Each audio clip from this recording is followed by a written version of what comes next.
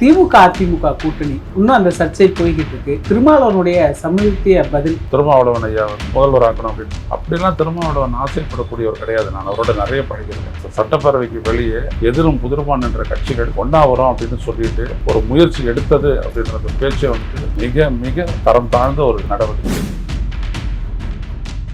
திருமாவளவன் கூட மீண்டும் ஒரு அதிமுக ஆதரவு தாவைக்காக்கு அப்படின்னா நாங்க கம்யூனிஸ்டுகளோட கலந்து பேசி இந்த ஆதரவை வாபஸ் பெறது கூட நாங்க யோசிப்போம் அப்படிங்கிற மாதிரி. விஜய்க்கு எப்படி ஆதரவு கொடுத்தாரு இவர் அப்படின்றது எனக்கு இன்னமும் ஒரு சங்கடமான ஒரு இடம் தான். குடியரசுத் தலைவர் ஆட்சி வரக்கூடாது அப்படின்னு நினைச்சு தான் எல்லாருமே பண்ணியிருக்காங்க. ஊடகங்கள் பெரிய அளவுல விவாதிக்கிறது என்ன அப்படின்னா இது ஒரு மகா பாவம், இது மாதிரி ஒண்ணு நடந்திருக்கவே கூடாது, பாஜகவுடைய திட்டத்தை ரகசியமா திமுக செயல்படுத்த பார்த்துச்சுங்கிற லெவலுக்கு பேசுறாங்க. திமுக அண்ணா திமுக ரெண்டுமே அது பாஜக திட்டம் தானா அப்படின்றது எனக்கு தெரியாது. ஆனா அந்த திட்டம் வந்துட்டு கட்டாயம் டெல்லியில தான் வந்துருக்கணும். குறுக்கு வழிக்கான வேலைகளை தான் பிஜேபி செய்து தயவு செஞ்சு இதெல்லாம் நீங்க ஈடுபடாது. அதிமுக உடைப்பு, அவர் இருப்பார் பொதுச் செயலாளரா, கட்சி ஒண்ணும் இல்லாத போயிடும். பிரச்சனை முழுவதுமே எடப்பாடி பழனிசாமி கையில தான் இருக்காரு. 100% எடப்பாடி இருக்கிற வரைக்கும் அழிவு இந்த கட்சிக்கு நிச்சயம். இப்ப வேலுமணி தரப்புக்கு அமைச்சர் பதவி 9 இலாக்கா 9 அமைச்சர்கள் தான் இருக்கிறாங்க. இந்த 25 கட்சியும் தாபிகாவும் முக்கியமா கருதுறாங்க. அவங்கள சந்திக்க போறதுக்கு ஒரு முன்னோட்டமா தான் என்ன பண்றாங்க, ஒரு வசதியா ஸ்டாலின் அவங்க சந்திச்சுட்டு அப்படி போறாங்க. அங்க போயிட்டு அவங்களுடைய ஆதரவை நேரடியாக கேட்டு பெற்ற மாதிரியும் இருக்கணும், மரியாதை நிமித்தமா சந்திச்ச மாதிரியும் இருக்கணும். அதே மாதிரி அவங்களுடைய ஆதரவை உறுதியும் பண்ணிக்கணும். தங்களோட தூய சக்தின்னு சொன்னாங்க இல்லையா, அதை அப்படியே எரேஸ் பண்ணிட்டுங்க, அழிச்சிருங்க. பட்டப்பாடு எவ்வளவு கஷ்டம் அப்படின்றது விஜய் கேட்டா தான் தெரியும். இவங்க வந்துட்டு அவங்கள விட்டு வெளியில அவங்க வேற எங்க இருக்காங்க, இவங்க வேற அவங்க வேற, அதெல்லாம் எல்லாம் பொய். ஹேண்ட் இன் க்ளவ் தான் எல்லாம்.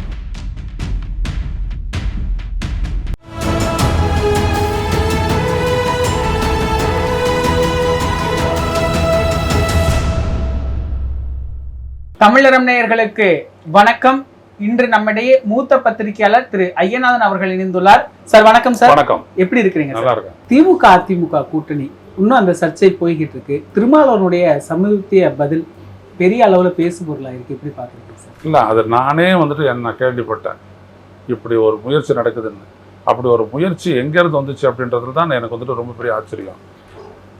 தெரியல, அந்த முயற்சி முன்னெடுக்கும் போது அது எடப்பாடி பழனிசாமி உடனே ஆசைப்பட்டு கடகடன்னு போயிட்டு ஆளுநரை பார்த்து அவசரப்பட்டுறாதீங்கன்னு சொல்லிட்டு அங்கிருந்து நேராக போய் புதுவையில் போய் உட்காந்துக்கிட்டு எல்லார்கிட்டையும் கையெழுத்து வாங்கிட்டு வந்த கதையெல்லாம் தெரியும்.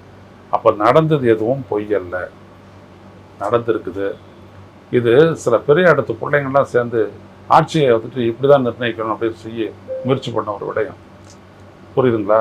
ஸோ இப்படியெல்லாம் நினைக்கிறாங்க பாருங்கள். ஒரு ஜனநாயகத்தில் ஒரு தேர்தல் முடிஞ்சு வரும்போது ஒரு மெச்சூர்டாக முடிவெடுத்து ஸ்டாலின் அறிவிச்சிட்டாரு, 6 மாதம் நான் உங்களை எந்த தொந்தரவும் பண்ண மாட்டேன், நாங்கள் நல்ல ஒரு எதிர்கட்சியாக செயல்படுவோம்னு சொல்லிட்டாரு.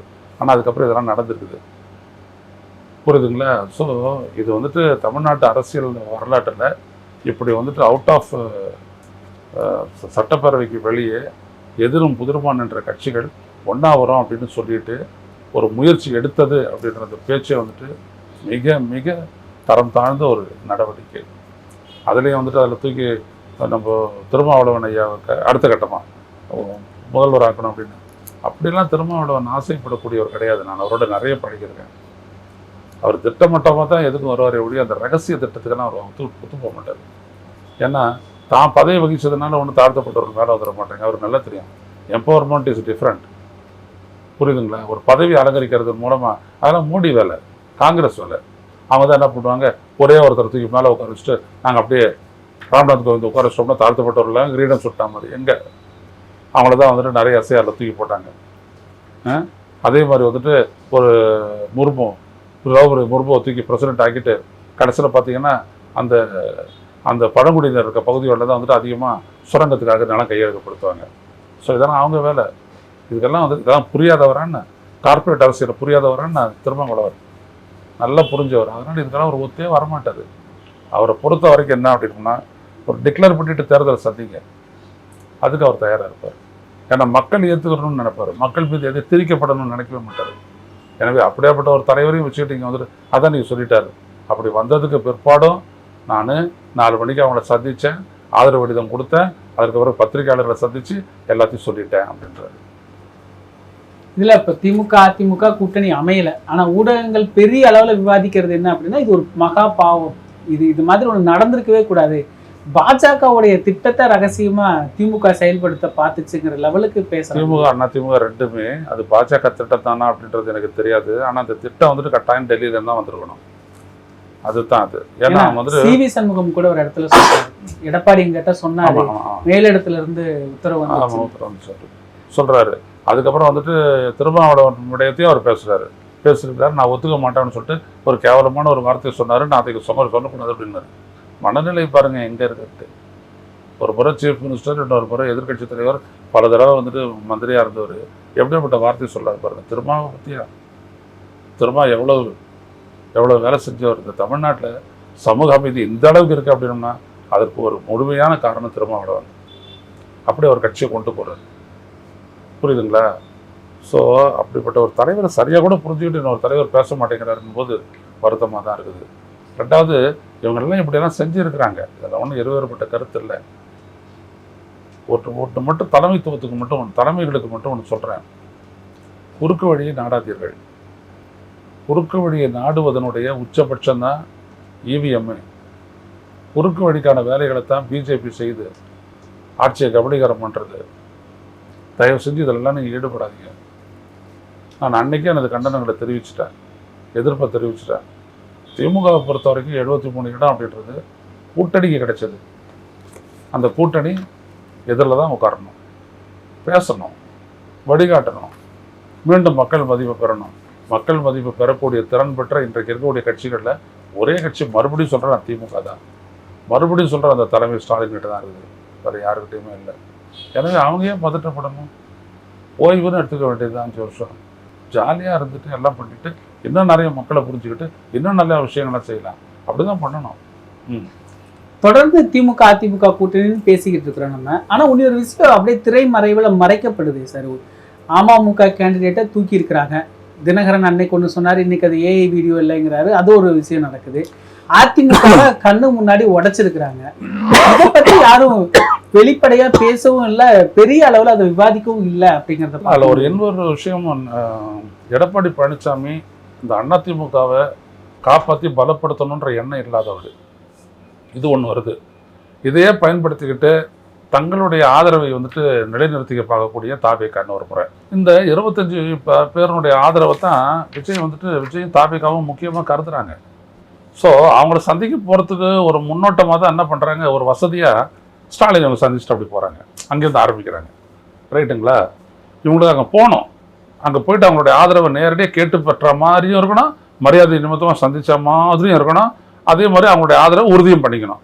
அதனால் முதல்ல சோஃபா போகுது. அதுக்கப்புறம் இவங்க போனாங்க. உதயநிதி சொன்னதெல்லாம் ரொம்ப ரைட்டு. முதல்ல அந்த நவாப் நாற்காலின்னு ஒரு படம் வந்துச்சு.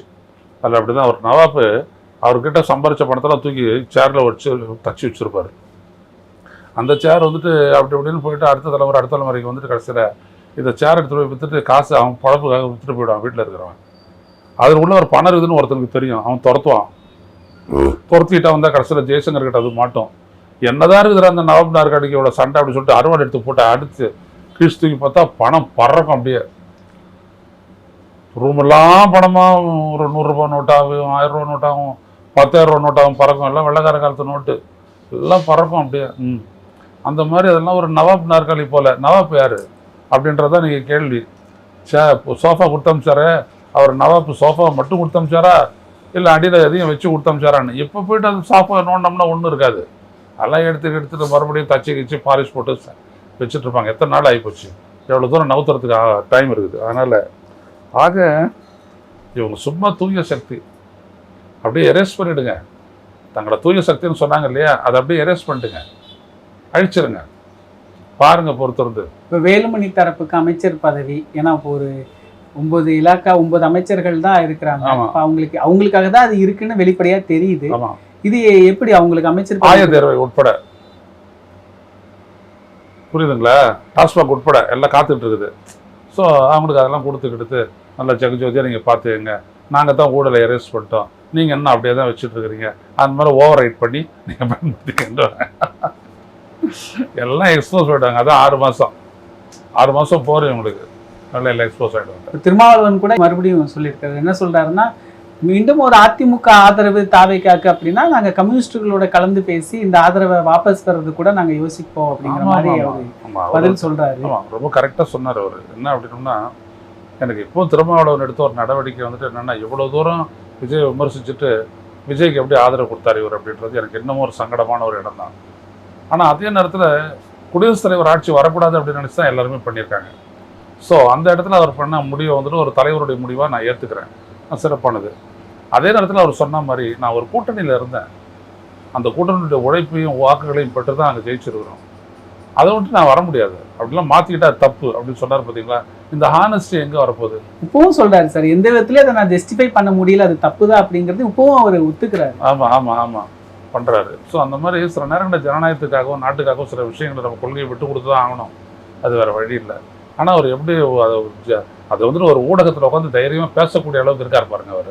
அதான் மானசீகமாக அவர் வந்துட்டு ஒரு பெரிய ஒரு தலைவர், தூய ஒரு பிரின்சிபலோட கட்சி நடத்துறவர்ன்றது தெரியுது.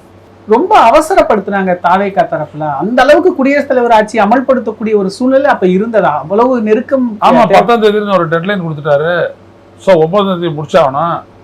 உடனே ஒரு பாட்டுக்கு கேரளா போறதுக்கு முயற்சி பண்ணிட்டாரு அவரு. இவங்க பாதி வழிக்கு வந்து திருப்பி வராங்க, அவர் பாதி வழிக்கு போயிட்டு திருப்பி வராரு. மறுபடியும் சந்திச்சுட்டு உடனே லிஸ்ட்டை கொடுத்து படிச்சு, அடேங்கப்பா பட்டப்பாடு எவ்வளோ கஷ்டம் அப்படின்றது விஜய் கேட்டால் தான் தெரியும். அவர் தான் சொல்லணும், அடேங்கப்பா அந்த 5 நாடு நான் பட்டப்பாடு அப்படின்றது. ஏன்னா 10ஆம் தேதி முடிஞ்சு போச்சு அப்படின்னோம்னா 11ஆம் தேதி வந்துட்டு வேற யாராவது வாங்க இல்லையா, குடியரசுத் தலைவர் ஆட்சி அவங்க ரெடியாக இருக்கிறாங்க. ஏன்னா விஜய் காங்கிரஸை சப்போர்ட் பெற்றது வந்துட்டு அப்படியே அமித்ஷாவுக்கும் மோடிக்கும் பயங்கரமாக எரிஞ்சிச்சு. அப்படி ஒன்றா காங்கிரஸ் கிட்ட இருந்தவனை தான் பிடிங்கி நம்ம ஆட்சி அமைக்கிறோம், நம்மளுடைய வேலையினால ஜெயிச்சா வந்துட்டு காங்கிரஸான ஆதரவு ஆட்சி அமைக்கிறதா அப்படின்ற கோவம் அவங்களுக்கு. ஸோ அதில் வந்து வேணதான் இப்படியாப்பட்டதெல்லாம் நடந்துச்சு. ஆனால் ஒன்றுபடி அதான் உண்மை. இப்போ தேர்தலுக்கு முன்பு இருந்தே தாவேகாவிற்கு ஒரு ஃப்ரீ பாஸ் கொடுத்த மாதிரி, அந்த குரூப்ல யார் என்ன தப்பு செஞ்சாலும் அது வந்து பெரிய அளவில் பேசுபொருளாக வேண்டாம், திமுக அதிமுக கூட்டணி இதை வந்து பெருசாக்குங்க அப்படிங்கிற மாதிரி ஒரு நிலைப்பாடை எடுத்திருக்கிறாங்களா? அப்படி புரிஞ்சுக்கணுமா? அப்படிதான் நடந்துகிட்டு இருக்கிற அப்படிதானங்க நடந்துட்டு இருக்குது. எங்க 41 பேர் செத்தாங்க கரூர்ல, இன்ன வரைக்கும் சார்ஜ் ஷீட் ஃபைல் பண்ணலீங்க. அதனுடைய அர்த்தம் என்னங்க? அங்க நடந்த அந்த 41 பேர் கொலைக்கு, அந்த படுகொலைக்கு அது வந்து ஒரு திட்டமிட்ட கொலை நோக்கமற்ற ஒரு செயல் என்று சொன்னாலும் கூட போட்டிருக்கீங்கல்ல வழக்கு, விசாரணை நடத்துறீங்கல்ல, எவ்வளவு எங்க சார்ஜ் ஷீட்டு? ஏன் ஃபைல் பண்ணாத காலம் கடத்துறீங்க? எவ்வளோ காலம் கடத்துவீங்க? இந்த மாதிரி யாரை காப்பாத்துறீங்க நீங்க? விஜய் வந்துட்டு அவங்களுடைய சப்போர்ட்ல இல்லைன்னு சொல்லிட்டு இருக்கிறாங்களே, அப்பயும் சார்ஜ் ஷீட்டே ஃபைல் ஆக மாட்டேங்குது. அமித்ஷா தானே, அமித்ஷா கீழே தானே வந்துட்டு இருக்குது சிபிஐ, உள்துறை அமைச்சத்துக்கிட்ட. ஏன் சார்ஜ் ஷீட் ஃபைல் ஆகல? இது ஒண்ணு போறாது. ஆக இவங்க வந்துட்டு அவங்கள விட்டு வெளியில அவங்க வேற எங்க இருக்காங்க, இவங்க வேற அவங்க வேற, அப்படிலாம் அதெல்லாம் எல்லாம் பொய். ஹேண்ட் இன் க்ளவ் தான் எல்லாம். நீங்க இந்திய ஒன்றிய அரசுக்கு எதிராக குரல் கொடுத்தீங்கன்னா அதை விட வலிமையாக அவங்களுடைய குரல் ஒலிக்கும். அதனால உங்களுக்கு அந்த இடத்துல பிரச்சனை இல்லை. அது பாருங்க, பிளஸிங் இன் டிஸ்கைஸ் அப்படின்ற மாதிரி, புரியுதுங்களா? இவ்வளவுதான் நீங்க யோசிச்சதோடு தான் நீங்க வந்துட்டு உடனே ஸ்டாலினை பார்க்க போயிட்டீங்க. ஏன்னா அங்கேருந்து ஆசீர்வாதமும் அங்கேருந்து ஒரு மானசீக ஆதரவும் வந்துச்சுன்னா தான் நம்ம ஆட்சி நல்லா நடக்கணும் உங்களுக்கு தெரியும். உடனே மற்ற எல்லாரையும் போய் பார்த்தீங்க, ஏதோ ஒன்று நடக்கட்டும். ஆனால் என்னை பொறுத்த வரைக்கும் உங்களுக்கு நான் சொல்ல வரேன், தயவு செய்து நீங்கள் சொன்னதில் கவனம் செலுத்துங்க. உங்கள் சைடில் தான் புத்திசாலி தானே இருக்கா, இந்த சைட்லையும் இருக்குது.